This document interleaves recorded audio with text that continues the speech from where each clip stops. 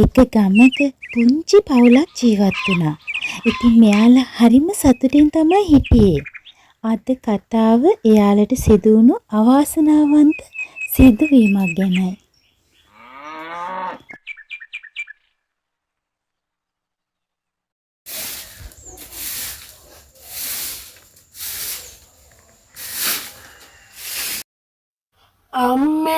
අම්මේ අනේ මට ඉස්කෝලේ යන්න බෑ අම්මේ. මට හිතට හරි බයක් දැනෙනවා. අනේ අම්මේ මොන හරි කරන්න. අනේ අම්මේ මොන හරි කරන්න. මට හුඟක් බයයි.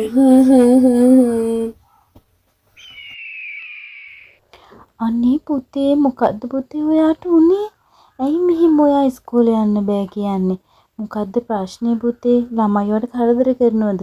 මොකද්ද ප්‍රශ්නේ කියන්නකෝ. මම දන්නේ නැතුව මම කොහොමද ඒකට විසඳුමක් දෙන්නේ?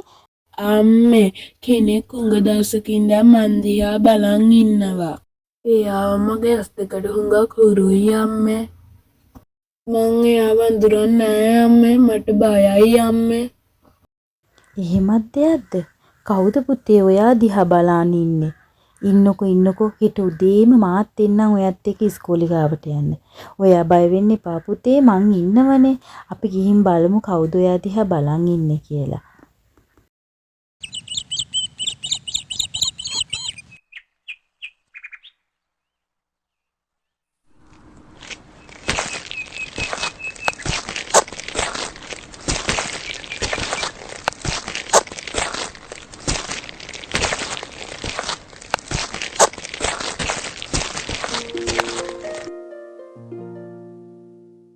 අර ඉන්නේ අම්මේ මං කියපු එක්කෙනා අදත් ඉන්නවා ගේට්ටුව ළඟට වෙලා බලාගෙන.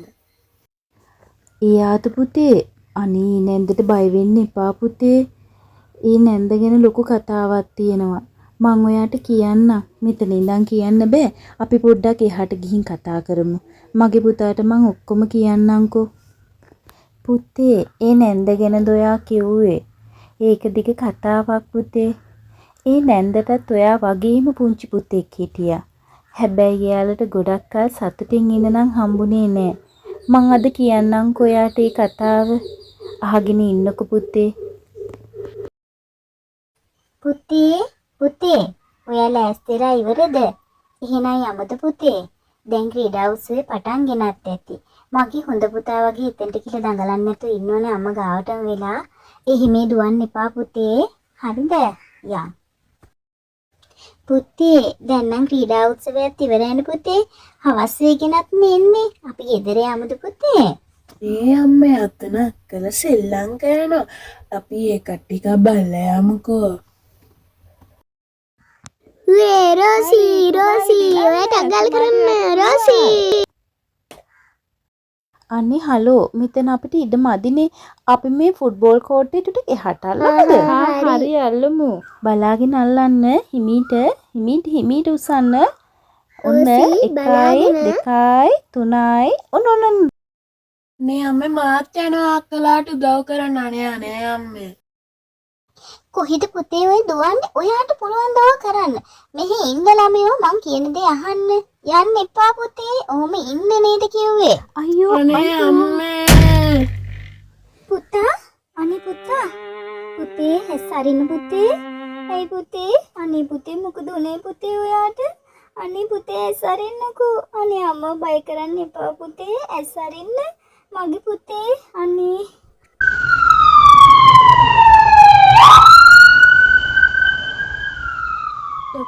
ඩොක්ටර් අනේ මගේ පුතාට කොහොමද ඩොක්ටර්?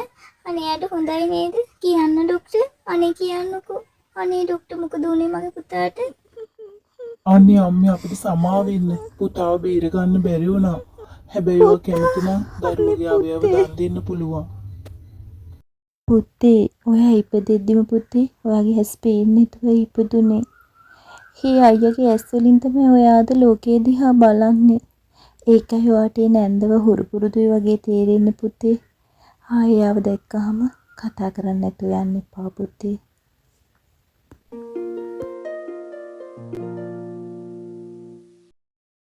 අම්මේ මම දැන් හැමදේම දන්නවා. මම ඔයාටත් ගොඩක් ආදරේ අපේ අම්මට වගේම. මේ ලෝකේ කිසිම අම්ම කෙනෙක්ට තමන්ගේ දරුවෝ නැති වෙන දුක දැනෙන්න එපා.